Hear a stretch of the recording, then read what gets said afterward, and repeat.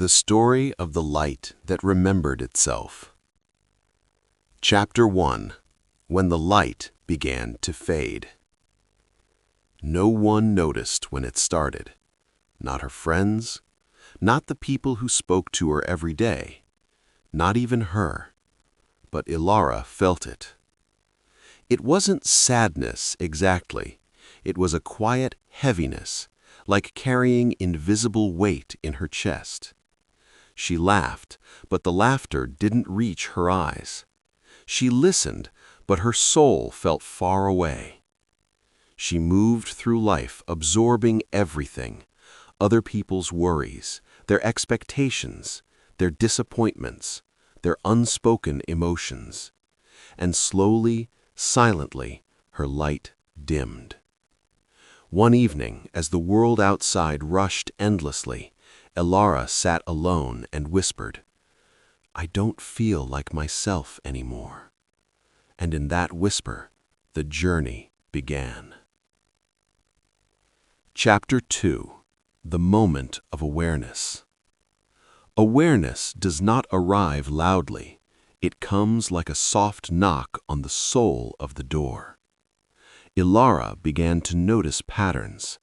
How certain conversations left her exhausted, how endless noise drained her spirit, how trying to be everything for everyone left her feeling like nothing for herself.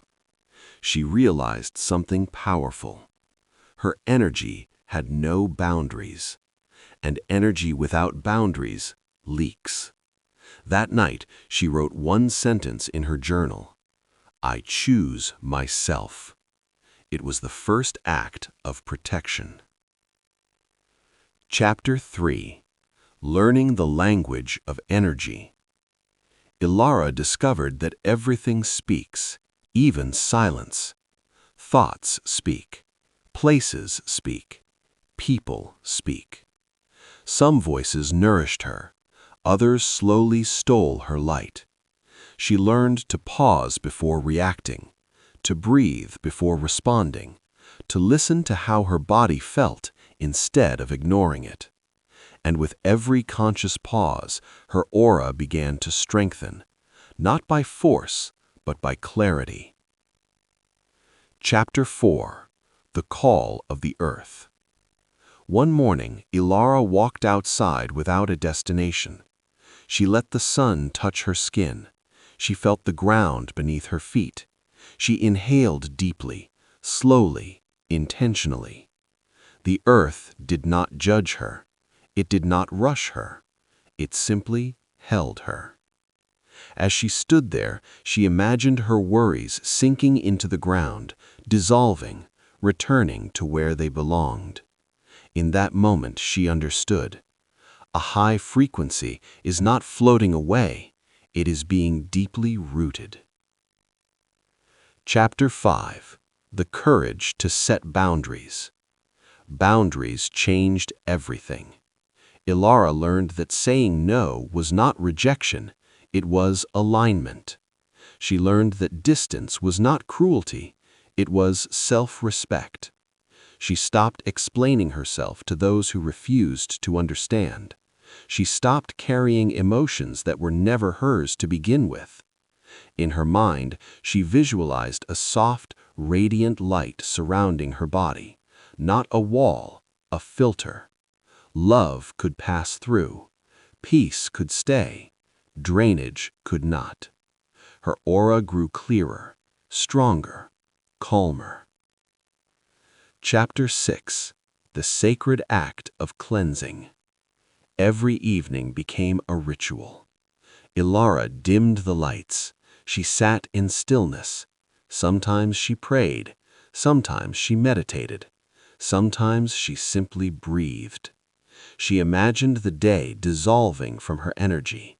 Every interaction, every emotion, every unspoken word washing away.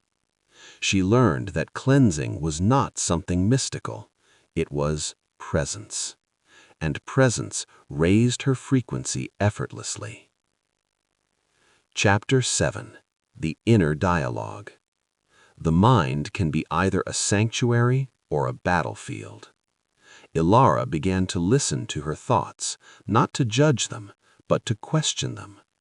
When a thought said, "You are not enough," she answered, "I am learning."